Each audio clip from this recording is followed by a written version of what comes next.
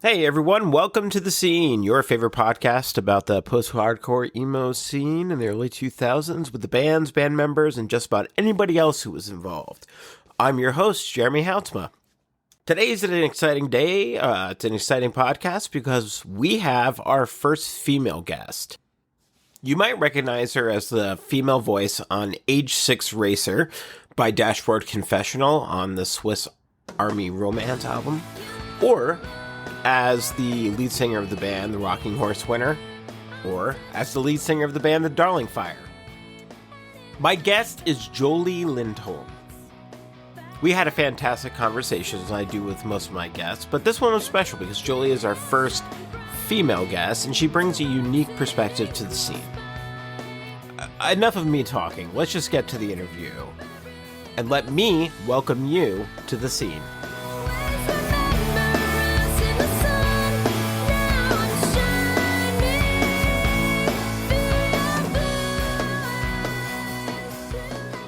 Hello, hello. Hello. Hi. I cannot see you. I was going to say, if you'd rather remain anonymous, No, look at it's you okay. with your nice background. You get a nice background of my messy garage. So Hey, whatever. sorry about that. It's a fake background. So Maybe I should do that too. So we are recording, just to let you know. Cool. Which I tend to forget to tell people that. So like, has the interview started? And I'm like, right. Yes, it has. So thank you for being so patient with me. I was just setting up my microphone and all that good stuff. No problem. And for moving stuff around. I appreciate that. That was a little hectic for me. Sure. My kiddo woke up one morning and just had like a rash all over the place. And my dad was coming. We were leaving for New Orleans, and it was Yeah, no you- problem at all. Have you been to New Orleans before? A long time ago with Rocking Horse, but I barely remember that one show, I think, or the one time we were there. Because you're in Georgia, right? Yes, right now I'm in Georgia. Yep. Okay, but Atlanta. you were originally from Florida. Yes. Okay. From South Florida. Yep. Okay.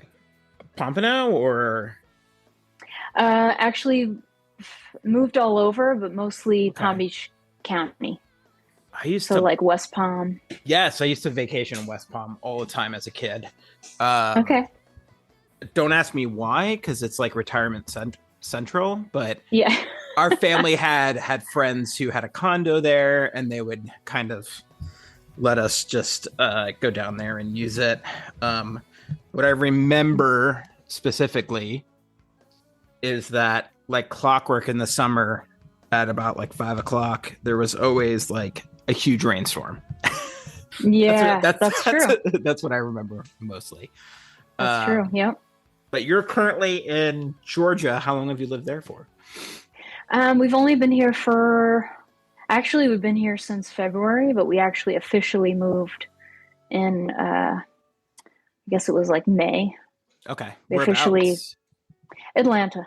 Okay. So not far from downtown. Atlanta's pretty big, actually. Yeah. So They're all different sections. Yeah. So we're in like a pretty cool little artsy area. Nice. And it's like night and day from where we were in Florida. Oh, is it? Were you in more of like a rural type of area, or? Yeah, before we left, we were kind of near Fort Lauderdale. Okay. But it was like, and then before that, we were in what's called Port St. Lucie, and that was very like spread out and not much there to do. Do you mind me asking why you guys moved to Georgia? It's a long story, but Okay. basically, I mean, we've been trying to leave Florida for a while. Like you said, it's the retirement capital. So that's basically, we were just kind of bored there and tired of it, and so like we needed a change of scenery. I've kind of found, so I live in right outside Portland, Oregon, in Vancouver, Washington. So, the West Coast mostly is well, I would say for the most part, it's like incredibly progressive. But like even being in Louisiana and other parts of the South, it's very much like cities. Even with like, I went to Furnace Fest in 21.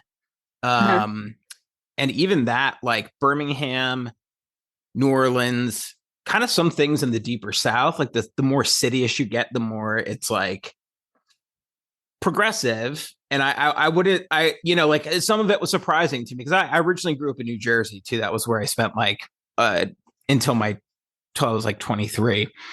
Okay. So I was always in areas. And then I remember when we went to, I was like, we were in this bar and it was like feminism all over the place. And I was like thinking, I was like, this is really cool. Like, I really dig this, but I was not expecting this in Birmingham for sure. Yeah. So kind of how I style views is more of like an open dialogue type of. Sure. And if there's things that you're just like, I'm not comfortable, or I don't want to talk about that, that's totally fine. I'm a therapist, so I will not try and therapize you. It's not what it's not. It's more my therapy. I tell people that with people and just I don't know. It's my own form of therapy. People that I really admire or whose music has kind of like touched me. So it's this is my deal. I'm just being selfish. Yeah, that's awesome. Music is therapy. So yeah. It is. So yeah, I guess I want to start out. I was like literally 20 minutes ago listening to Recovering the Satellites by the Counting Crows, which is like one of my favorite albums, or just like my favorite bands that really got me into music in the first place. And cool. So I was kind of out for you, Jolie, like what were some like early musical like influences or just like albums or bands that you found yourself being drawn to and just like inspiring you, I suppose? Sure. My taste is like all over the place a little bit, but I would say like as far as like this scene goes, I guess you could say, I first was listening to a lot of punk and stuff. Like I wore out like the first Rancid album. And then I started to listen to more like hardcore. And then I was listening to like Cave-In. Okay, yeah. And then it kind of just like went into a little bit of softer music. So then I was listening to like early Jimmy Eat World. Yeah. And stuff like that. But my taste has been all over the place. I mean, my earliest memories are like 70s rock and the Beatles because my parents listened to that. And that's what they were always playing in the house. And that's like the first things that I would sing along to were Beatles songs. But my taste has been like all over the place. Yeah. So, but I have very specific albums that like I wore out, like Siamese Dream, Smashing Pumpkins,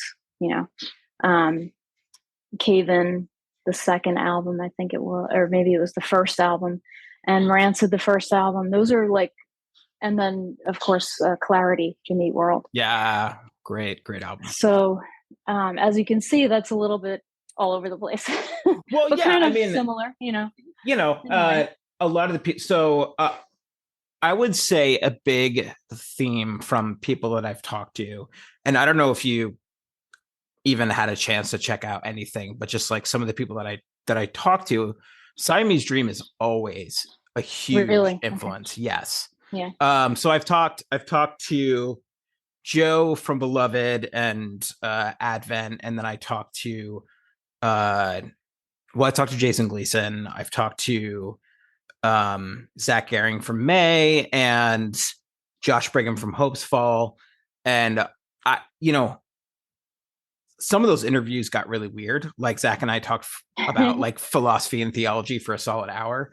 So that's what I say. It's like a little bit less structured. So I'm not necessarily even looking for things that like pertain to the quote unquote scene. Like, I think it's awesome that your influence is all over the place. I would say that for myself, like Beach Boys and Motown, like growing up was like what my dad listened to in the car all the time. And so those were like my earliest like memories. But Siamese Dream, I think Today was literally the first guitar lick I ever learned that my brother taught. You know, that little intro, the yeah, of course, yeah. You know, so it's a huge influence on a lot of people. So it's a theme that just like keeps coming up like over and over again. And so so if you're citing like Cave In and Jimmy Eat World, like Clarity came out in like I want to say like 98, 99 maybe ish. Is that okay? Yeah. And the Cave In album also was 99, I think. Was it? Yeah, the one that I listened to like crazy. There's just something about there, and it's weird because like I've said this before in interviews, I think, but usually I feel like my brain needs like a certain structure to songs for some reason to like really like connect with them. But as far as their music goes, it's like it kind of like shifts all over the place. Some of the songs that I loved on that album, and but something about it just like really got me, and that's like probably one of the few at that time that I would listen to that was so different from what I was used to, you know? Yeah. Yeah. And so, I mean, like early on, were you interested in singing, or were you interested in just music in general? Like, what was the first bands or stuff that you like started playing with, or like, were you a vocalist originally? I wasn't actually. I didn't really like set out to do anything with music. I always liked to sing by myself, but I didn't really, or I like to sing along to things. You know, I didn't really aspire to be a musician or learn any instruments or really take vocal lessons or do any of that stuff. I was in chorus when I was in school, and I tried to join this group called the Quarter Tones, and they wouldn't put me in because I didn't want to do chorus at that point. So the teacher said no. And he rated me. I remember he gave me like an 8 out of 10. He rated me an 8 out of 10, but he was like, "I'm sorry, but you can't join because you're not in chorus right now." But that was like the popular kids thing. Yeah. That wasn't me, by the way. So, you know. Wait, hold on. Let me get this straight. The popular kids thing was to be in the Quarter Tones. I mean, it was like a popularity contest. Like it was almost like a clique of girls got into that. Yeah. And I wasn't in that clique. You know, they were like the popular kids at that time. Gotcha. But what's funny is that none of them went on to do any music at all that I know of. I mean, I still keep in contact with some of those people, you know, through social media and stuff. And I don't think any of them really went on to do anything with music at all. So it's an interesting twist. It's really, I think it's, but I mostly see teenagers and like young adults who are like going into college or, you know, are in high school, and what people are into at that point in life are just like even hardcore like doing. And then once they kind of get out of high school, they just kind of, I don't like, just never touch that again. Like, it's life. Life. Yeah. You know, you're just like, I guess I'm done with that, you know? Yeah. And interest change and things like that. So, and I loved that at that time, but I didn't like want to get into it. You know, it wasn't like something that I pursued after that. Possibly because I was turned down at that time. I don't know, maybe. But then later on, you know, when I was in college, that's when I was asked to be in the Vacant Andy, or not be in, but sing with the Vacant Andys, a certain cover song that was Chris Carrabba's early band. And that's where it went from there, basically. I mean, that was the earliest thing. I didn't really I wasn't like in bands when I was in high school or even, you know, really early college or anything. Well, tell me about that. Like, how did you get hooked up with the Vacant Andys? Just from meeting people at school. You know, Chris was in one of my classes in college, and then we kind of met that way. And then I just kind of started hanging out with those guys. And then that's how it just kind of got into that. I'm not sure. I think maybe my roommate at the time, one of them heard me singing to something and suggested it. I'm not sure. I can't remember exactly, but something like that. Right. Just kind of fell into it. And so did they ask you, did Chris or the guys ask you like, hey, do you want to come just sing on the song, or like we need a female voice? That's what it was. Yep. And it was just for backup. Yeah. Yeah. And at that time, you know, I was like, that was a brand new thing to me. So then they started having me join them on stage when they would cover that song. And that was nerve wracking. But that was my earliest introduction. Yeah. You know?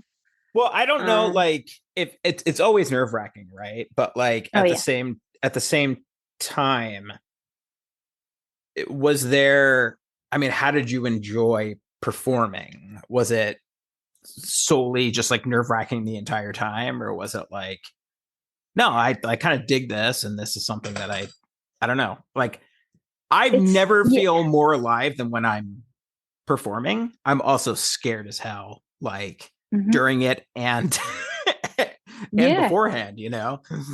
Yeah, it's like a roller coaster. Like you don't, it's this nervous anticipation, and then once you're in it, you're like, okay, you know, I'm up here and might as well, you know, do the best I can or whatever. So yeah, I mean, that's how it is. It's like this nervous anticipation, and once you're up there and it's happening, everything else just kind of falls away.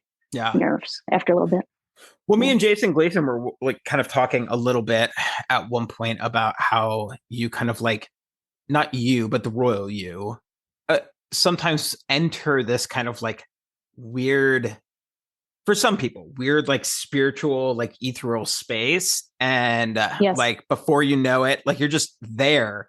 And then before you know it, it's like a disassociation. And then you're like, oh my, wait, like it's done. Like what just happened?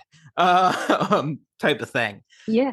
And I think there's something like otherworldly about that, you know? And Jason was like, if somebody knows what to define that as, like, I mean, I don't know. It's an awesome space to be, but a weird space at the same time, you know?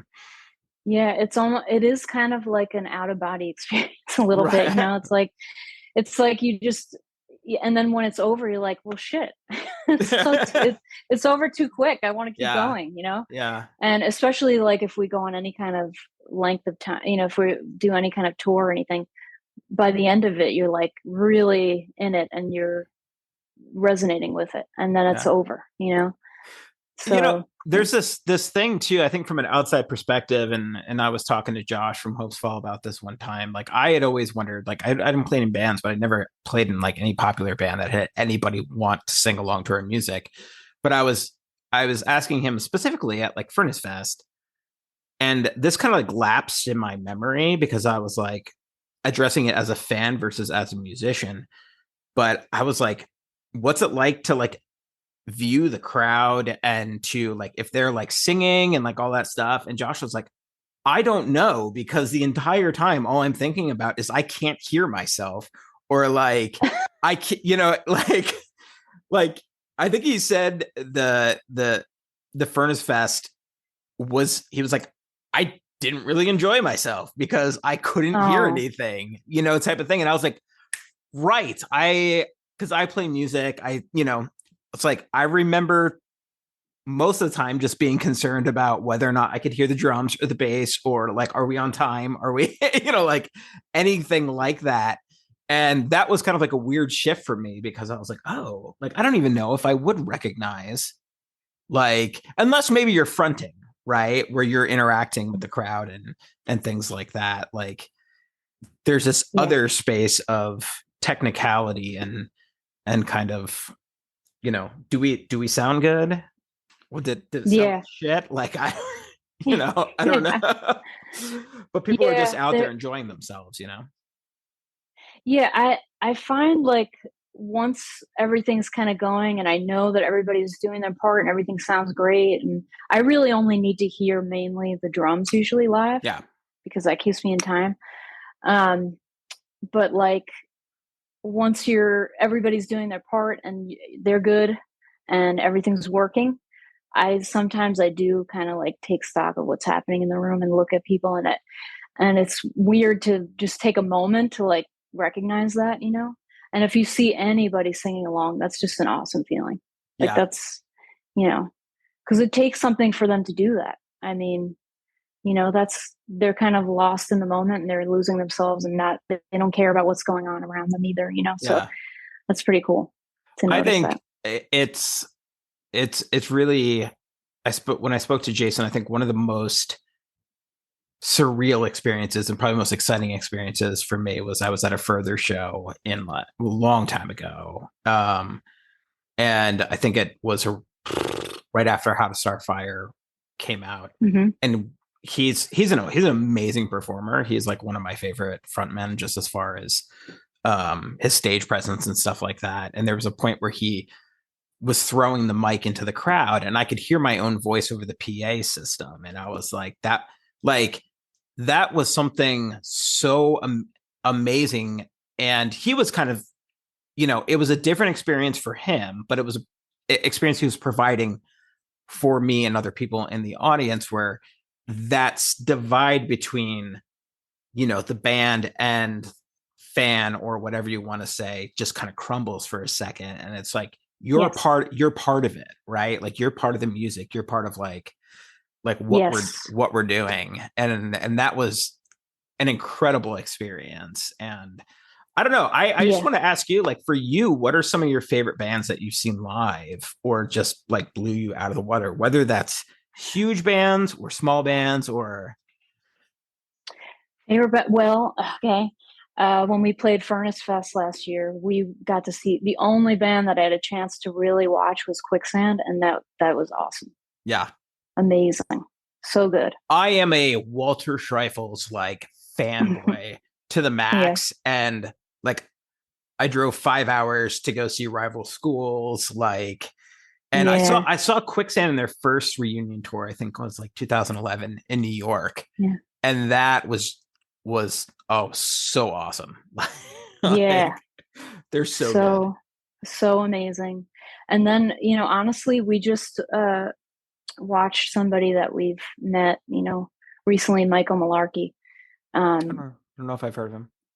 Okay, yeah, definitely check it out. His solo stuff, like we just saw him here at kind of an intimate venue, and his live, like he just completely nailed it. It was such an intimate experience, and everybody was totally silent, which was odd for me at an acoustic show. For it to be completely silent. Usually there's some chatter, but this happens to be a venue here called Eddie's Attic, and there's like a letter on the wall basically telling everybody to respect the artist and keep the conversation quiet so much. Yeah. So it was just amazing. You could hear every inflection and just emotion. The live performance was just completely blew me away, my husband and I actually. And so those are like two of my favorite recent memories. I remember when we played with Further actually at the Social in Orlando. Mm-hmm. Speaking of Further, when they played New Year's Project, I went down into the pit with everybody and everybody singing along. That was like magical. Yeah. Just being with everybody singing that, there's something about that too, when the audience, when you're part of that and you're all singing along, that was pretty awesome. I feel like that again, I guess part of the reason that I wanted to focus so much on that era specifically was because of that, Mm-hmm. that small, like I have a really hard time in big venues, Mm-hmm. Or even like if I want to go see Coheed and Cambria, like I saw them a long time ago in a really Mm-hmm. small venue, right? Yeah. And like before they were huge, or like and any of these places, it's like would be really hard for me to go from that to seeing them in like a large like stadium or something, and not because one is better than the other, but there's something special about like that experience, right? It's an intimate, Mm-hmm. very intimate experience. Like I got to see Jeremy Enoch in a really, really, really small club in Bellingham, Washington, which is where I lived. And like that was by far one of the best experiences I've ever had at a show, because it was just him and the guitar, and it was just otherworldly, and I've seen Mike Kinsella a couple times in And I don't know if you know Mike from American football. No. So That's he's cool. I always tell people, like, I love his band. He was the guitarist singer for American football. I'm assuming Hmm. you know them. And Yeah, of then course. he's got a solo project called Owen that he does. And his music, he's amazingly talented. It's like mostly acoustic. But I was talking to somebody the other day about this, but like he just sings about, I don't know, just like either it's literature or he sings about like just the mundanity of being a Uh-huh. parent, Cool. or like all these things that like touch me right where I'm at, like turning 40, and like I have 2 kids of my own, and there's something about taking the mundane and making it incredibly beautiful, right? That is just Yeah. awesome. But I can tell you, I really appreciate that sign, because there's been way too many shows that I've been to where like everybody is talking and I can't even enjoy the show. It's Yeah. it's Yeah. it's really difficult. Yeah. That quicksand show I went to, there was this guy who was just chattering nonstop, and Oh, like I was just like, oh my god, like you know, what's funny is that so we saw them at Furnace Fest. I saw them a long time ago in New York because I'm actually from Long Island, so I went okay, to the city to see them play, and that's like one of the few bigger shows that I remember from that time because there was somebody near the stage that kept bumping into me the whole time. right, And I remember that more than I remember the performance because it was so distracting. right. Because they were in their moment and everything. That's fine. But they just kept bumping into me. And it's just a funny, like, inside joke that my friend and I have that at that time we went together to that show. And it was like, that's one of the memories that I have Yeah. of that time, because of that kind of stuff. But So yeah, I think a lot you're of, from Long Island, I am from which Suffolk County. has its own historied scene, Mm-hmm. in a lot of Does. ways. Yeah. And I was actually just talking to my friend Joe, from a band called Edison Glass, Mm-hmm. like a little while yesterday, and Uh-huh. he lived on my college floor or whatever, and they're from that area too. Yeah. And so, I mean, I grew up in New Jersey, so in like Bergen County, right outside New York City. Uh-huh. And like I don't know, it's always fun when you meet other people from the East Coast, because there's just this kind of different vibe that goes on, especially from the West Coast. Yeah. But I mean, did you move To down Florida. Florida? How old were you though? When I went to college, actually, I was Oh, 17. I okay. graduated when I was 17. I came down when I was 17 to go to start college. Um, and yeah, so but I would go back to Long Island and go to shows and stuff like that because I still had my best friend was there at the time. And yeah, so we would go into the city, we'd go to shows all the time. Yeah, We went to a lot of Long Island shows. Actually, Long Island, like 25 to Life, that band would play like every show. nice. Do you remember them at I all? don't. I know. No. Okay, I'm okay. just nodding my head like I Yeah, do. yeah. Oh, I remember 25 to Life played every show. So, but yeah, I went to a lot of shows on Long Island and also into the city. And yeah, it was a It's totally different scene than Florida. yeah. Totally different. Oh yeah. It's interesting because I was talking with Jake about that. Which is the one who, I mean, Jake was the one who told me to contact you. He was like, Okay. Yeah, yeah, like Jake. Yep. spoiler, I'm gonna ask you a question at the end, so just keep this in mind. Okay. I ask guests, like, do you have anybody, if you enjoy the interview, if you have anybody who you would like recommend at the end, like, hey, you should get in touch with this person, like I think Okay. they might enjoy it. If Yeah. not, that's totally fine too. A lot of, Yeah. I always reach out to people with a knowledge of like, I'm nobody, so like there's no reason why you should even talk to me. But if Jake was like, just mention me, like Oh. tell her tell her that I'll Yeah. vouch for you, and um that Oh, type of totally. thing. But Yeah, I'm not pretentious anyway. um So yeah. it is, it's kind of funny to me, just like going back to something that you said where you're like, I kind of need a certain song structure to connect. And you also really enjoyed Forever Seems Forever and drumming with Steve, who was in the band. And he, like, the way he drums stylistically is, I think I said this to Jake too, and I hope he doesn't get, my friends and I used to call him the caveman, just because like the way he would just just hit the drum so hard and just had the most unique style and was just technical, and like all the time changes and things like that, and further and whatnot, or strong arm, you know. It was like, so those, I feel like those are harder songs to connect to, right? Like, but at the same time, you know, it's, I don't know, what was that experience like for you? Because if you connect more to songs that maybe have a particular song structure, is that the type of music that you connect to the most, like time changes and different things like that? Or it really isn't usually. It depends, you know, it depends on the band and like sometimes the vocals, you know. I don't know, I can't really like pinpoint exactly what it is, that it's just easier for me to connect with things that have like pretty basic, you know, not basic, that's the wrong word, just more just easier structure. Right. So you're talking more like, but I do, A, B, A, C, or, you know, like verse, chorus, bridge type. Kind of. But I have found myself, you know, being able to adjust to that. You know, there are things with some of our songs that are not like typical for me. But it's fun. It's a fun challenge, you know? Yeah. So I'm not completely closed off to it anymore. You know, I think just at that time, like it was easier for me to just like sing along to things.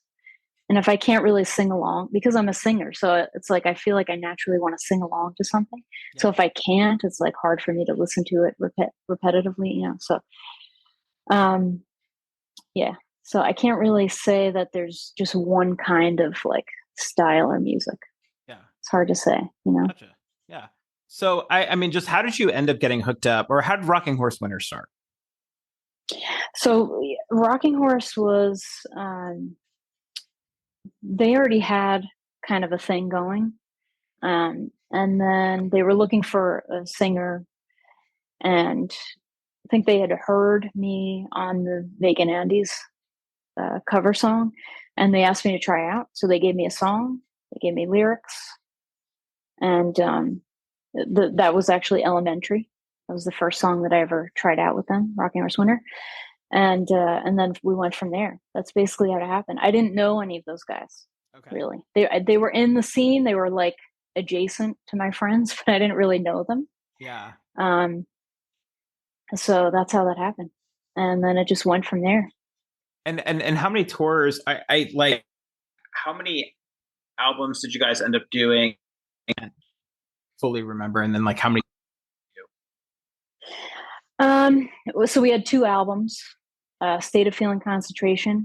That was that's, I mean, I hate to say, but that's like some of my favorite songs are on that album.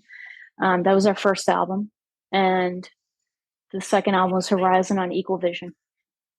Huh? Why do you hate to say that? Oh, no, I mean, there's just something about, there was like a certain charm to the first album, whereas like the second one just became a little more produced and clean. And so it changed a little bit. But they both will always have like a special place for me. Yeah. And then tour wise, like we did a bunch of different, I mean, we did like a week or so, or 2 weeks. My husband has a better memory with this stuff, but I think it was like a week or so with the Weaker Thans. We did a tour with, I know, so good. And I love John K. Samson too. His like solo stuff is amazing as well. Yep. Yeah, so awesome. And then we did a tour with Coheed and Cambria, because they were label mates. And some of my favorite memories from that tour, actually, and some not so great. And we did a couple of like East Coast tours. You know, we didn't do a ton, but I remember some of these shows were very special. You know, so yeah. And we played South by Southwest. Was a big but one. we did these like, right. yeah, we did. That was the last thing we did. How did you get hooked up with Equal Vision? Um, I think we sent them the first album, and they heard it, and they decided to sign us, and then we recorded the second album. And that, I guess, that's kind of how it happened. Yeah, it's kind of a blur, but that's like what I remember. So, do you remember sending it off to any other labels as well, or? I'm sure we did, but I don't really remember. I don't think that I actually was involved too much in that. I think it was mostly the guitar player at the time, with actually submitting the album, but I'm sure we did. I can't remember which labels. I think like probably we tried Big Wheel. Yeah. And labels like that. So, and Fueled by Ramen. Right. Oh, yeah. So, yeah. Because the big ones then were like what? Vagrant, Equal Vision, Victory, Deep Elm. Yep. Huge one. Then you had Tooth and Nail, obviously, and yeah. I don't know if around that time they had gotten a hold of Take Hold Records at that point, but yeah. Because that's, I mean, so a lot of bands, when Brandon ended up, I think, buying out Take Hold, and they had 238, they had Hope's Fall, they had a bunch of, I think they had Under Oath at the time, maybe not, but they were kind of like a more underground. So those were like the major indie labels that I can remember. Like, at that time. Yeah. And so obviously, like, one of the other things that you're known for is singing on Dashboards. Was it first record, or was it the EP, or was it Places You've Come? First and second album. Okay. That one and Swiss Army Romance. Yes. Yeah. Okay. Yeah. Did you have any idea? Like, did you have any idea that Chris was going to like blow up that big? Not at all. I mean, I knew I loved it and it was good, but I had no idea. I mean, I feel like I was so naive at that time. Like, I had no idea what was going on. Just kind of things would come along, I would do them, and I loved it, but I wasn't thinking like big picture. So no, I mean, I didn't have any reason not to think that would happen, but I didn't realize, how crazy it was until I think we played a festival with Dashboard, and I sang with him, Age 6 Racer. And when the audience was singing along, that was the first time I ever experienced that, really. And it was crazy. Yeah. Yeah. When they were singing my parts, I was like, this is so weird. Yeah.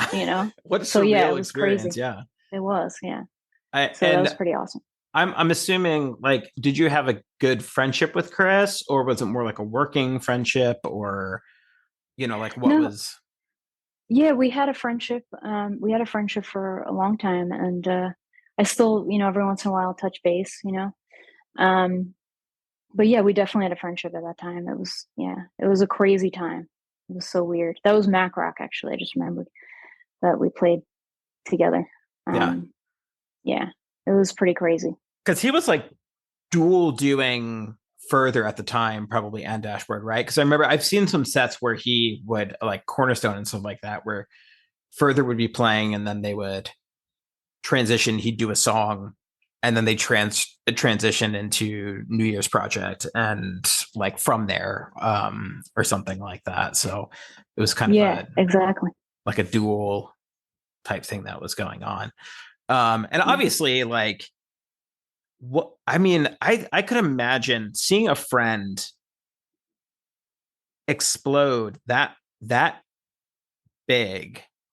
And I've actually really been surprised at this answer, because that other people I've asked too about bands who have gotten bigger, that there never seems to be this sense of, like, I don't know, like, not like envy, but like there never seems to be this sense of, like, God, I wish that had happened to me.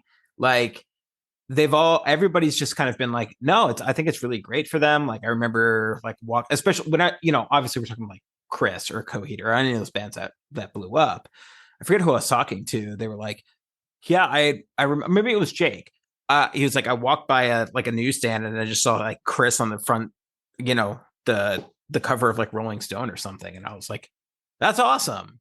But like, there's a part of me that would be like, you fucking kidding me? Like when you have your own, you have your own, you're like, couldn't have happened to a nicer guy.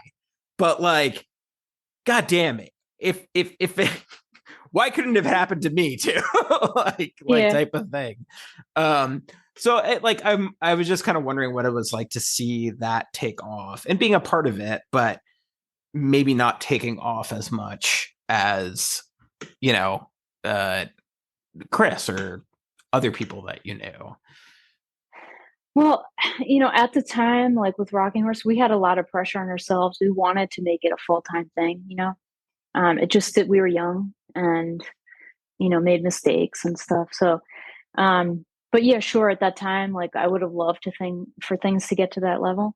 But also there's a certain amount of pressure that goes along with that I don't know that I would have been able to handle.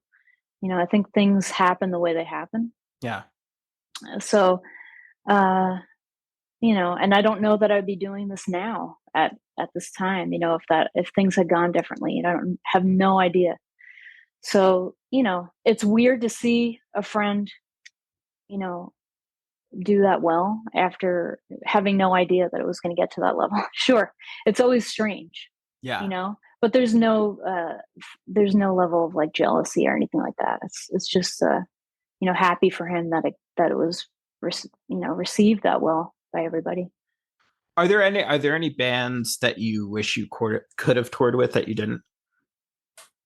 Oh, I'm sure there are.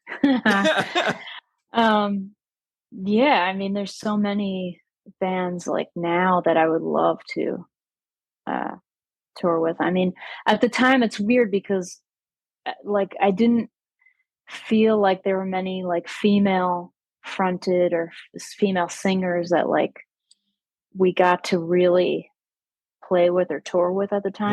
Yeah. And that would have been cool to do, um,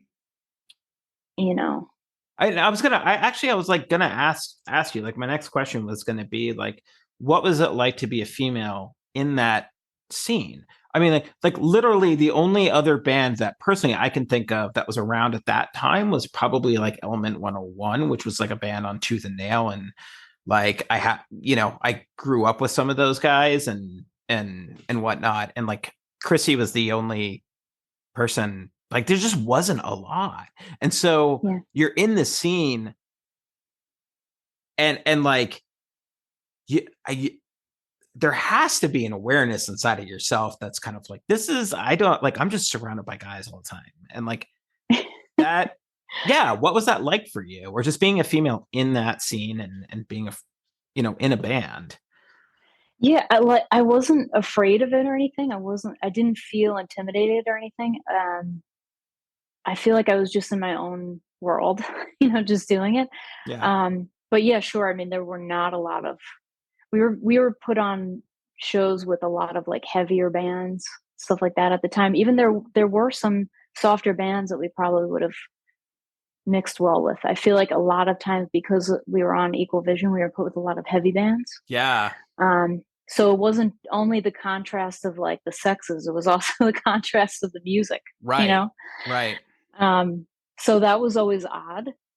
And now I think that's awesome. But I think at the time that part was a little bit like, I don't know, are people into this? Because like we're so different from these bands. I mean, we had like a little bit of a pop thing too at the time. It wasn't like so yeah, like I didn't feel intimidated or like what's going on, I'm the only female here, whatever. There were, females at the shows. Yeah. And stuff like that. So but it is strange looking back, it was mostly males, I would say, probably.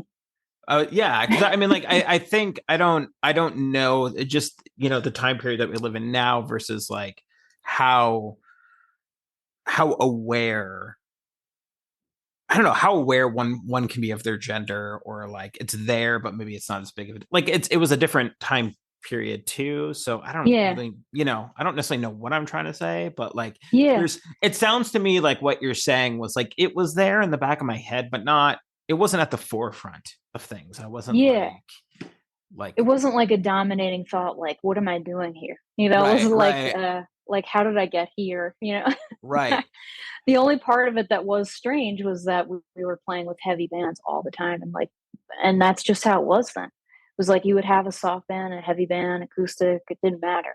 There would be like a right, punk band and a hardcore band, a metal, like it didn't matter. There wasn't like the separation, you know? Whereas now, like, there'll be a metal show, there'll be a punk right, show, right, like, you right. know, although we are playing with Madball next month, so that's a little strange. That's So, awesome. yeah, so I mean, it's getting back to that, I think, a little bit, that kind of like mixed thing. But yeah, it wasn't like a dominating thought. I didn't feel like it mattered really too Yeah, much to me. yeah. Which is, I mean, I think it's pretty awesome. Which means that you felt comfortable around the people you were with, and Yeah, it totally. wasn't like a huge deal. Yeah. What when did you? How did Rocking Horse Winter like end? Like, what was the deciding point where you guys were like, yeah, it's time? Yeah. So we had a bad final tour, and there was some bickering and silly stuff. Like I said, we were young Yeah, and stupid, and the axle on our van broke. Um, so we had to make it to like a gas station and have it repaired, and it was crazy. That was like the most stressful thing ever. And then after that, I think there's just like we were tired, we were done, we were fried. We had put so much pressure on ourselves to like make it a full-time thing that when that tour ended, we were like, you know what, this isn't working anymore. And after that, we had South by Southwest already scheduled. So EVR convinced us. They were like, can you guys please just like get it together and do this one last show? So we flew there. We had like no sleep. And we flew there to South by Southwest. We played the show. There was like an article written about how disjointed we looked, how unhappy we looked, which is unfortunate. But that's what happened. And so after that, we were like, yeah, we can't do this anymore, Um, and it's a shame, I mean, looking back, I wish we had just pushed through it or maybe taken a little bit of a break and gone back to it. But that's just how it kind of fell apart, you yeah. know. Um, but who knows? I'll always wonder what could have happened after that. I think like there is obviously like when you think of from a different perspective, the idea that you're taking, I'm assuming you were in your 20s Hmm. then, you're taking Yeah. young 20 somethings, right? Hmm. And there's a part like your 20s are just chaos in general. Like, and then you're wrapping yourself with like a people, but you're also in like different personalities and then like in a business situation. And then like literally like I would look at it now and say there is survival. Like at Yeah. right? Like Yeah. you're you're literally just trying to freaking eat something, sleep somewhere good, make sure you get to the next show. And like we look at that sometimes and we're like, oh, it was my 20s, it was crazy. And I was like, this is fucking chaos. Like, like It is. how can you expect anybody to survive? Like, it's a survival condition, right? Like, Yeah. I don't know if you have kids, but like I am in survival mode like 90% of the time, And like I'm Yeah. just trying to get some sleep. I'm trying to get them fed. Like and that's just like it's crazy that the amount of pressure that must have been on. And then you're just like literally in your body in a sense of like, I don't have sleep. I Hmm. barely ate anything. Like we drive 6 hours so that we can do something I love for like an hour, maybe, and then move on to the next place. Like Yes. The fact that any band survives that without, especially in like the van touring scenario, Mm-hmm. is Yep. just, I don't know, unbelievable. And I remember I was talking, there's a guy named Jimmy, this band I like called Pull Bear Club, and he was just, he's around my age, which is like 40, but towards the end, he was just like, I just remember depressed. He was like, I just felt like all my friends and like life me by while I was in a band, you know, and like that was to me. He's like, literally, I just wanted a 9-to-5 job. And like I put all my, and Josh said this too. He was like, I just put all my shit away and was like, I'm not doing this anymore. Like I can't even pick up a guitar, you know? And so I think it's interesting to come back in a sense of like an adult perspective in saying like, well, I wish I knew what I knew now, but you didn't. Right. And then you're just like in survival. And it's like you're doing the best that you can in the most chaotic situation, right? Yeah. That you can.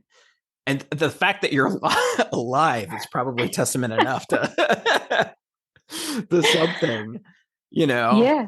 And I'm sure like when you guys play shows now, there's probably a different aspect of like maturity or just grace to it, maybe that wasn't there back then. Yeah, there's definitely more professionalism. There's more appreciation that we get to keep doing it. We get to do it, you know? Yeah. There's still stress, you know, it's not easy to do it. But at that time, like we didn't have a manager. We were doing everything ourselves. We had kind of a makeshift manager. And like, so we were handling all the money. We were driving. We had to figure out hotels if we didn't have anywhere to stay. If we stayed with someone, we have some pretty bad stories from that too. Staying with people, some crazy tour stories. And like, so like you said, we were just trying to sleep and eat. If you stayed with someone, they wanted to talk all night and pick your brain. And I, there's nothing wrong with that. I get it. You know, they were excited. But at the same time, we're like, fuck, I just need like a few hours because we have a drive tomorrow. That's almost the whole day, you know? Right. So it was hard to like keep up all of that, you know, keep all of that up, juggle all of that. And then you're trying to please the label. You're trying to please the fans. You're trying to write good music. You're trying not to do anything, you know, that's controversial. You know, it's just like anything. Right. Right. So like, you know, it's just like any job, daily I guess, life. you know? Yeah. It's life, you know? It's life to the extreme, I guess, you know, like a microcosm. So, yeah, so that's what it is, you know? And now I think just like when we do things, we appreciate it a little more. We're like, we get to play tonight. Like, that's awesome, you know? Yeah. And that's why I said, like, now if we play, we make sure we're on time, we're professional, you know, try to treat people with respect, you know? And, but that's why I said, like, I kind of take stock of like what's going on out there when we're playing every once in a while if I can, because I don't know if I get to do it the next time, you know? Right. So, yeah, that's like a moment of, I guess, presence, clarity. right? Yeah. Moment of clarity, Yeah. presence, and I, you know, Rocking Horse Winter ends, and what goes on after that? Like, are you still involved in, like, I know you're involved in music today, but I mean, like, there's obviously a long time period between, you know, Rocking Horse Winter and then Darling Fire, and like, I'm sorry if I don't know this, but I wasn't aware of any bands that you were in between. I'm sure you probably did some music in between there, but like, were you still actively involved in music? I was nothing that was like as pro, I guess. Nothing that was like a career type of situation or anything like that. You know, it was like um, I, you know, I joined some guys that were in Miami, and we wrote some music together a little bit, and or I wrote the vocals for some of it, and So we did that, and I was called Popfort, and that was like nothing like this band or Rocking Horse.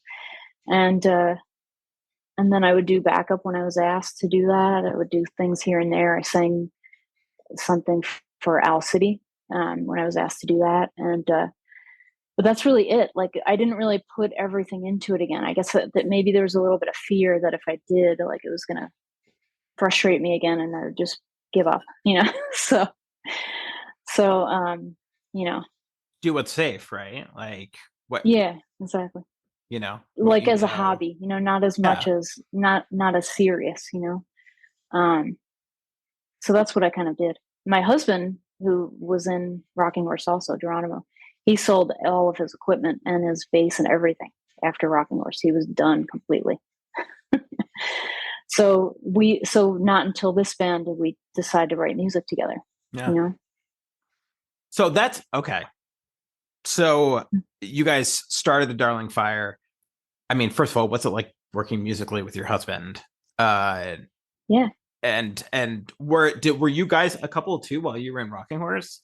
Yes. Okay. Yeah. The whole So that's time. just, I mean, talk about another added layer of pressure too. Oh yeah.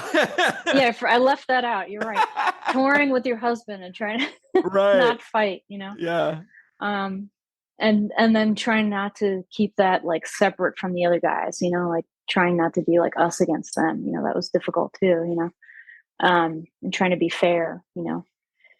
So yeah, but it's awesome. I mean, we don't always agree on things when we're writing music, but we get there. We get to that place, you know. So it's like you try to keep that part of your relationship separate from the music part of it, if you can, you know. Yeah.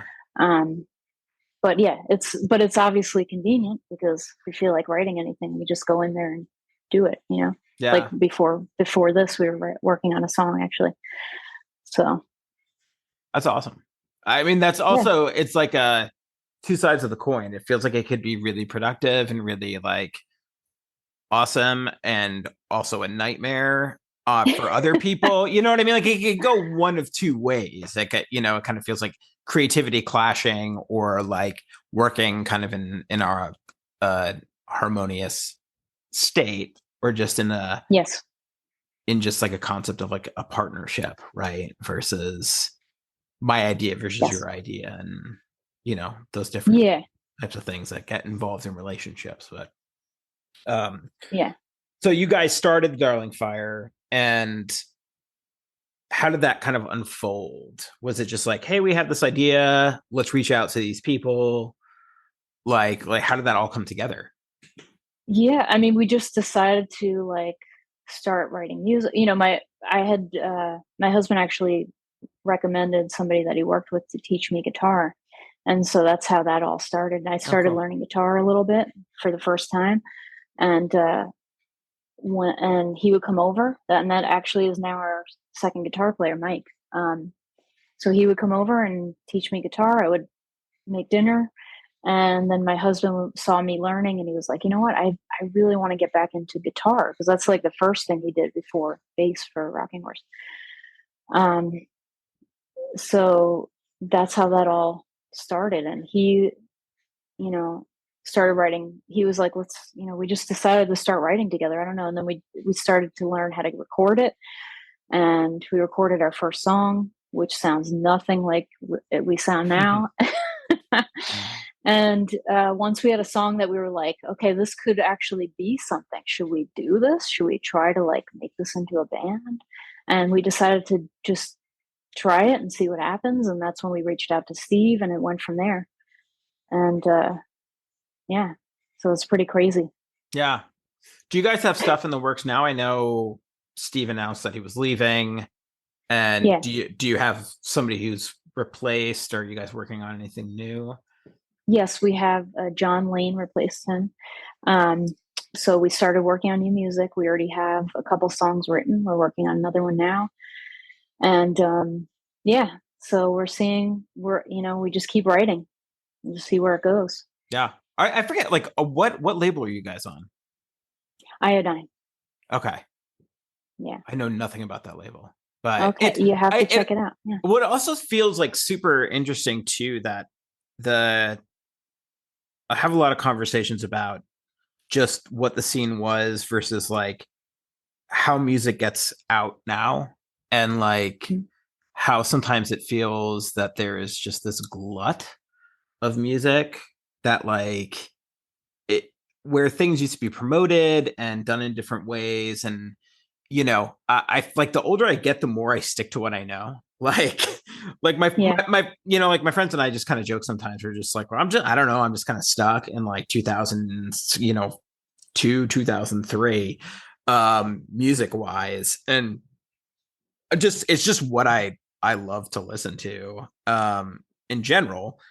But there's so much to consume out there now. It just kind of, it feels daunting to try and find new music. So Yeah. staying in the same genre kind of feels, interesting. I'm just kind of like, obviously labels are good for the idea of being able to fund your album and kind of get like that promotion. Was there ever a point where you guys wanted to just self-release, or just uh, yeah. Yeah, I feel like it's easier to reach a wider audience when you're on a label. I Yeah. think it's like you said, there's so much on the market. People can just record, self-release, they can put out a song here and a song there, you know. There's so much content just in general with everything, not just music. Right, It's right, no overwhelming. joke. Yeah. It's overwhelming. It's like going to the supermarket and there are like 1,000 types of cereal. It's like I don't even know where to start, you Right. know? Just give me Rice Krispies. So So, yeah, exactly. or Exactly. generic brand Rice Krispies. That's what I Yeah, know. exactly. Exactly. So of course it's always going to be easier to stick with what you know. Yeah. I was doing that also, and it's kind of fun sometimes to like go out of your comfort zone and find something new. Um, so yeah, there's a total like crazy amount of music on out there. So it's hard to break through the noise, all Yeah. at any time for anybody, in any genre, I think. So I think it does help to have a label to help you, unless you already have like a long career to fall back on, to pull from for Yeah. new listeners, or for listeners that are loyal to you. It might be easier. In our case, because we had been out of the scene for so long, we wanted to like reach more people, and it's not easy to do when you're kind of new. I mean, technically, I feel Right. like we're still reaching new people all the time. So yeah. I want it. Yeah. Sorry. I'm just Yeah. thinking to myself. I wonder, like, is there something that what would you tell yourself during your Rocking Horse Winter early phases? Like, if you could go back and speak to that person, like, Mhm. what would you want them to know? I suppose, like, it could be. I mean, obviously, I don't want to get like too personal, but like whether that's music wise or just like, what would be a message to you that you would love to tell that person? Oh, I would say fuck it. Just do the best. I would say just, don't be afraid and just do it, Just go all in. I think I was like distracted just by life in general and being young, Yeah. and wasn't really like living in the moment at all, and it's easy for me to say now at my age, but I think back then I was like just kind of floating along, like letting things happen instead of taking control of it, Mm. and that's probably part of the demise of the band. Um, and I would say, fuck it, just do it and don't be afraid, you know?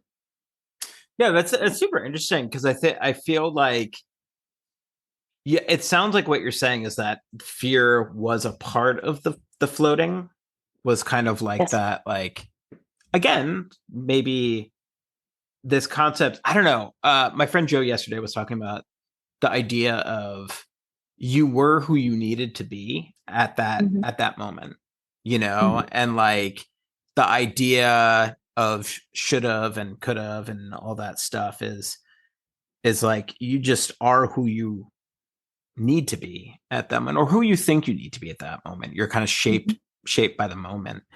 And, you know, sometimes there's a lot of, like you said, just like fear involved. And so how to coping with that fear or that survival, you know, like when I talk with people who are traumatized or, you know, have to float through the world, like they're floating because that's like just what they need to be at that moment, you know, for the survival or to move through things, you know. And it's like once you get that, you look back on that time and to, you know, to have grace for yourself a little bit in the sense of like, that was fucking crazy. Like I, you know, like, could I have handled it any other, like now I could, you know, but I had to go through a certain process to learn that in my life, right? Like, you can't ask your 20-year-old self to be who you are now, right?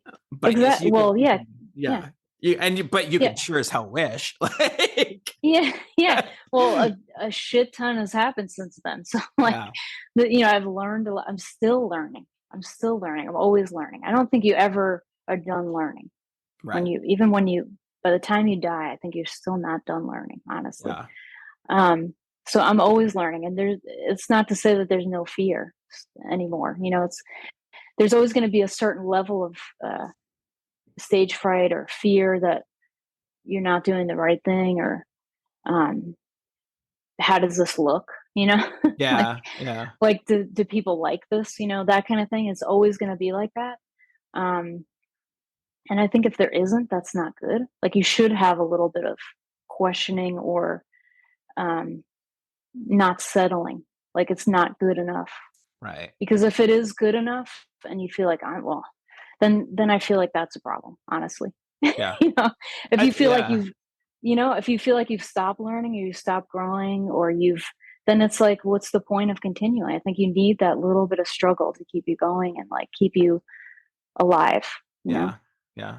I come from that makes sense. Yeah. I come from, you know, it's interesting because like I come from a religious background, and a lot of the bands that I were into like held similar beliefs or just like within that kind of, you know, framework or whatever. And watching, I don't know. Yeah. Like that's a whole different world too, like in a whole other conversation. But I kind of feel that way in my own like theological perspective of things, that like I had a pastor one time say like, the moment that you think you understand like anything, or you think you understand God or what is to be true, that's the moment you need to like flip everything again and just like expand your mind, expand your knowledge. And if you believe in an infinite being, then there's nothing that you can actually particularly know. It's like you have to keep learning, you have to keep knowing and searching, right? And I remember I was doing this camp, and it was for kids whose parents or caregivers had cancer, or had passed away from cancer. And so I was doing a mental health thing there, but we went to this camp that was basically a Jewish camp, but it was like for, you know, anybody could come. I almost ended up working for this organization, but like, remember on the wall, since it was a Jewish camp, it said something to the effect of like, to be a Jew is to question, right? And like, I was like, what a beautiful sentiment in that, like, to learn, examine, like, tired to like in this life, right? Versus again, just kind of like, that's the hard thing, right? It's easy to stick to what you know, even about yourself. And the older you get too, it's easier, you know? Like, to kind of expand and say like, maybe I don't really know what's going on. And I find myself being more and more disconnected from like the youth that I serve. And it's harder, you know what I mean? Like, to not be the like old guy yelling at the cloud, like, especially on like, so it's like certain social progressive issues. I look back at wherever like you stand on the issues, I look back and I'm like, the views that my parents held about like, you know, issues about LGBTQ and stuff like that, like I don't want to be in that place when I'm that old on like newer, more progressive issues. And so I always have to question myself of like, am I just sticking to what I know, or am I willing to have my mind be open and learn from people younger than me, and, you know, in that continual kind of process. Yeah. I don't know. It's a beautiful thing, but it has to be like an intentional thing too, you know? Yeah. It's because it's just easy to stick with what you know. Yeah. It's too comfortable. You know, it's comfortable to just keep doing what you're doing and not challenging yourself, or not, you know, thinking different ways or listening to other perspectives and stuff, you know. Yeah. It is, and it's really way easier now to be siloed with the world that we live in and what your perspective is. And, you know, the life is some right, you know, like there's very few things that are black and white. Yeah. You know, and I think that's an issue that therapy with people is this idea where either something is all good or all bad, or you know, and really it's a disservice because there's so much nuance in ourselves and like in the world, you know, and that's where real conversation happens. And I'm curious, like now for you, obviously you're doing the band stuff, but like what's I don't know, what's rocking your world? What do you like to do? What are you passionate about? Writing. You know, I started writing recently, and I hadn't done that since I was young. Yeah. And I love writing now. It's just another thing that I can sit down and do, and just everything else just disappears. Like I just get lost in that. So writing like fiction, you know. Yeah. I love doing that. It's the other thing that I love. Short stories or short stories right now mostly. Yeah. You know, like yeah, short stories, scripts even. Mostly like sci-fi, thriller type of stuff. Yeah. I'd love to send you my best friend is a professor at the University of Arizona, but he's also a published author and has like a collection of short stories. Awesome. I'm super proud of him. We've been friends since 8th grade, and cool. He's encouraged me to write stuff too, or I like I'll send him something with like so much timidity, and he'll be like, this is great, like just, you know, maybe fix this or that or the other. But he's a phenomenal writer. I'll have to send you some of his stuff because it's published, and they're short reads, but they're really they always depress me for some reason. I don't know. But the reason I say that though is because he writes from the perspective a lot of the times of like people we've known in our lives, or like we grew up in a really small town in New Jersey, and so there's a lot of people that he takes things from, or instances or parts of their lives and parts of our lives. And I'm just like, at the end, I'm like, oh dude, I loved it, but man, like I feel really screwed up after this. Like, because I can see the elements of like our teenage selves and the stories of like the kids in our 60 person grade, you know, type thing. Yeah. But it's wonderful. It's a wonderful like creative outlet. What do you do with the stories? I've had a few published. Awesome. And you know, one of mine was a tragedy actually. Yeah. That was so like you're saying don't read it. I'm just gonna yeah, exactly. Yeah. But I think like you know, it's just like writing lyrics. I mean, I'm pulling from life. I'm pulling from experiences, you know, feelings I have about things, and putting them in there. And it's the same thing with writing, you know. And also with writing, you know, I'm still learning how to do that. I'm still growing with that. But yeah, I've had a few things published, and I find that I love writing scripts now, like short scripts. I wrote something that's kind of like almost like a Twilight Zone episode. Oh, okay. Can I just tell you something really quick? This is like a shameless Sure. plug. I'm Go. Yeah. literally doing writing an EP. I sent Jake some of the songs too. I'm doing an EP Okay. of songs that are all based on Twilight Zone episodes. Listen, every New Year's Eve, I watch the Twilight Zone marathon. Right, of course, because it Every New continues Year's and Eve. continues Yeah, and exactly. continues. I've been doing that forever. I mean, it feels like a Twilight Zone just that I watch that every single year at the same time. We always had, it was the 4th of July and New Year's Eve. They would always have, and I think it was on like ABC or no, it was like, yeah, it's on Sci-Fi now. Channel. It used to be on Channel 11 in New York, I remember. But like, all right, well then you have to give me like your top 5 episodes. That's hard to say, but I can't remember the names, but I can tell you what some of the plot was. I love the one with the mannequins. Yes. The mannequins, the woman who's a mannequin. Yep. I love the one that has the mother from Bewitched, where the UFO is actually landed on an alien planet and it's actually us. Oh. It's actually the US. It's a UFO shaped like a flying saucer, but it's actually the US. Yeah. They don't reveal that until I love that episode. It's a black and white episode. It's like one of the earlier ones. I'm trying to think. The plastic surgery one, of course, that's classic. Right. That's one of the episodes I'm doing. Nice. Love it. I love the one with the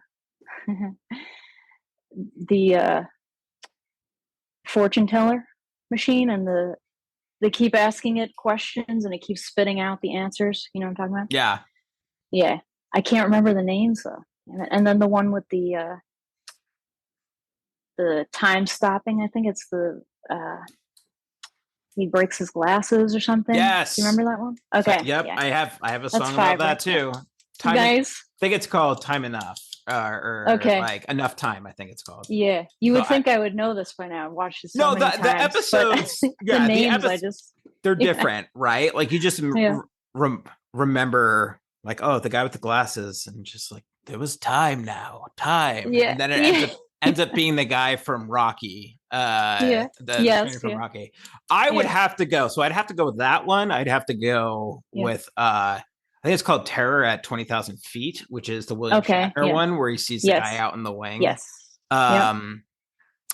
There's one called The Dummy where this ventriloquist dummy is like alive, and that the ending has this creepy, it's just screwed with me as a kid, but I loved it. To Serve Man's a classic one. Love that. Yeah. Awesome. Gosh, that would be 4. And then I want to say, the Talking Tina. Yes, Talking Tina is creepy. Yep, I know. See, when you say the names, I remember. There's one that's really interesting that I wrote. I think it's called like Phone to Heaven or something like that, where this kid is talking on the phone, and the parents are like, "Who is he talking to?" And he's like, "I'm talking to Grandma," and it's like, he's dead. Like, I remember that one too. Yeah, I love all those classic ones. When I find somebody who, my friend and I always joke that we're big Seinfeld. My friend Ted and I were big Seinfeld people. And there's Seinfeld. Yeah, there's this part where Jerry's talking and he's like, it's like that Twilight Zone episode where the guy wakes up and everybody else is different. And they're like, which one was that? He's like, I don't know. They were all like that. Like, yeah. So like, how did you, just really quickly, I'll let you go soon. The process for getting your stuff out there as far as writing was it just, you were just submitting to journals or?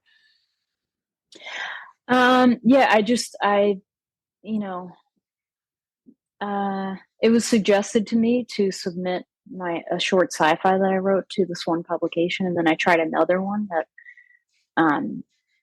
also published it.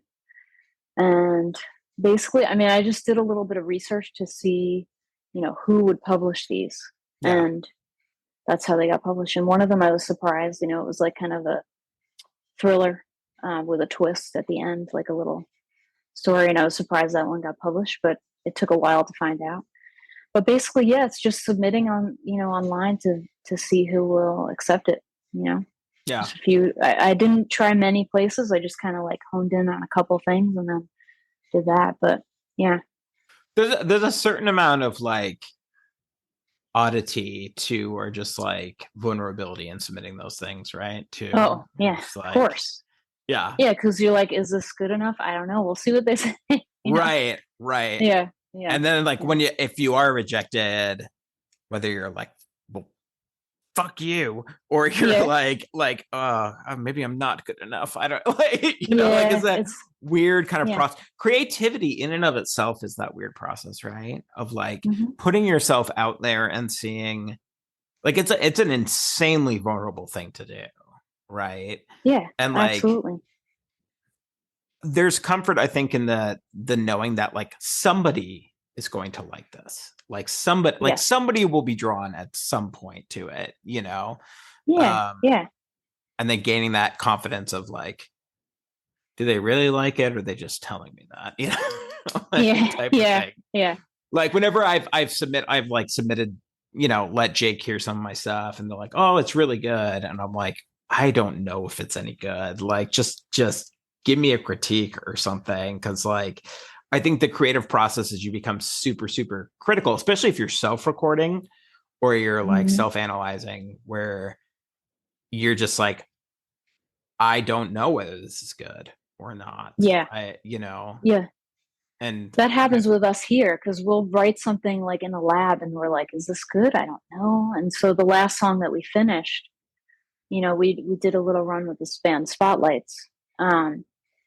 And the last song that we finished, we brought that with us on the trip and we played it for the other guys. And they were like, this is our favorite Darling Fire song we've ever heard.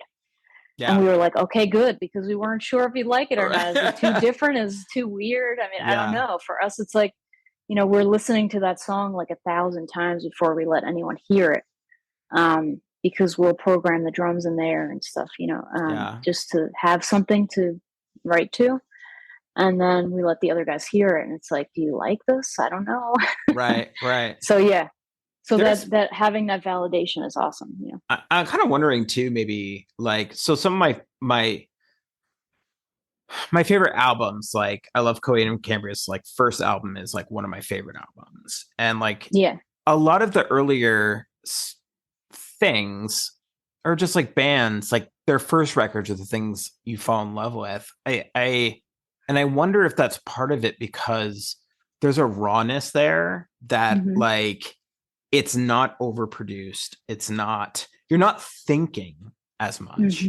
You're writing this shit. And then the pressure of, do I have to replicate what I just did and please even more people now? Like, 'cause now I have a label, and now I have like, like a huge fan base, like that. There's a rawness that seems to be on some of the earlier records for people that doesn't necessarily, that is, I don't know, for me personally, just like on maybe a second or third album, that it's like so produced and so like, you can get in your head too much about it, right? And yes, well, that's what happened with Rocking Horses. Like we did the first album, we kind of did it like a little more raw. There's a certain sound on that album and a certain charm that was there. And that's because James Wisner, the producer, he was still kind of new-ish at that time. So by the time we got to the second album, like I said, I love how it came out and everything. It's just that we did the takes, like even the vocals, we did the takes like hundreds of times. So it was like, it kind of strips away and makes it a little less raw. It strips away some of the emotion, because you're like so focused on getting it perfect. And, whereas with this band, we just go through, like with Jay Robbins, with the first album for this band, he had me just do like a few takes all the way through the song. And then you just take the best parts of it and put it together. It wasn't like, do that again 100 times. Obviously if there was something that didn't sound right, you would be like, usually it was me. I'm like, I want to do that again. I feel like I can do that better, but there's something to be said for not doing it like thousands of times. And of course, there's like a different expectation depending on the label for what kind of quality they want, or if they want that rawness. But I like to have that little bit of rawness in there. I like it to be less produced like that. I like it to sound clean, but not so clean that it's like stripped away. Right. I've always heard that, at least with the producing process or engineering process with James was both great and unique because of the location. It was. So the first album that we did, and in fact, even the Vacant Andy song, the cover song, I sang in a closet that he had, and it was awesome. There was a charm to that, so yeah, there's something about that also. The space that you record in makes a difference also. Yeah. Yeah. So I'm going to let you go here. Okay. And honestly, it was really great talking to you. I really, you have a genuineness to you that is really awesome, that I can tell when I'm talking with you. Not that other people haven't had it, but it's been a real pleasure for me to talk to you. And I will let you know when the episode comes out. I'm backlogged and I'm about to start a new job, and things are kind of crazy. So I'm not necessarily sure when I'm gonna get it out. I've got like 2 episodes in front, but okay. Thank you for just being vulnerable and sharing your life and sharing those things with like literally a total stranger like that. Sure. Yeah. That's really awesome. Thank you. And again, you don't have to do it now, but if there's anybody that you would be like, I think they might enjoy this, or they, would be down to do it, please just let me know. I think you should try Susie from Pogo. She's a singer of Pogo, this band from here. They actually were on one of the Emo Diaries. Oh, nice. If you remember that. Yeah. Yeah. So their band, I think, broke up just before Rocking Horse got together or something like that. So her voice I loved at the time. She was in another band called Maccabees, and before Pogo, I believe. And I think she would be a good person to interview. Cool. Definitely. Is she somebody that you're friends with, or is it? She's really cool. Yeah. They're from Florida also. Okay. Another Florida band. We've played with them, a few times, and we know them, So I think they're a good. I don't know if you hear my dog whining over here.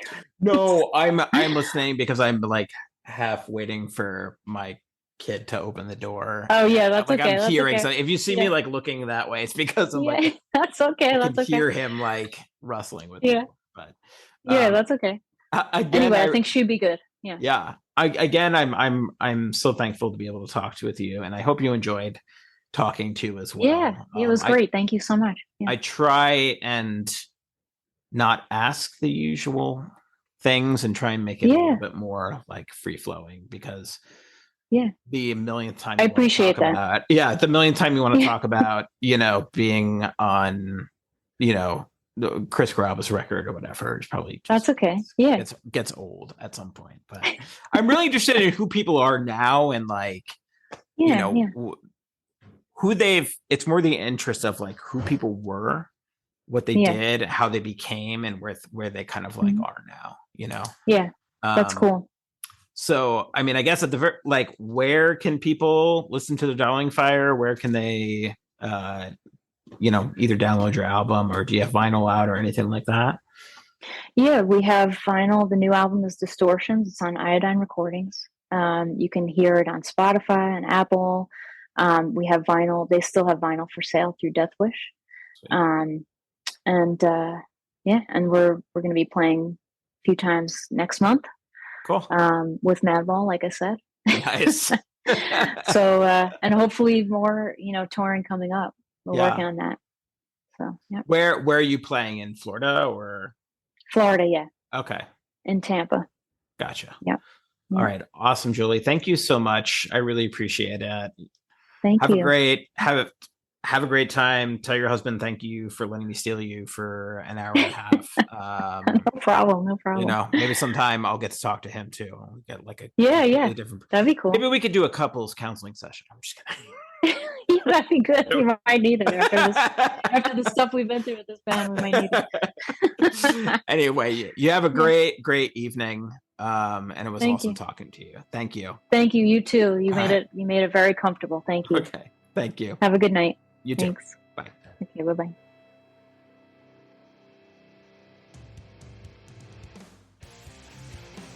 I'd like to thank my guest, Jolie Lindholm, again for coming on the podcast. If you guys like what you hear, please consider subscribing. You can find us on all major podcasting platforms. You can also find us on Instagram and TikTok at The Scenecast. Episodes are usually slow in coming about because I'm a dad and a business owner and all sorts of different things. But stay tuned. My next guest is going to be Joe Morton from the band Edison Glass. He's also a personal friend of mine. So, as always, we'll see you next time.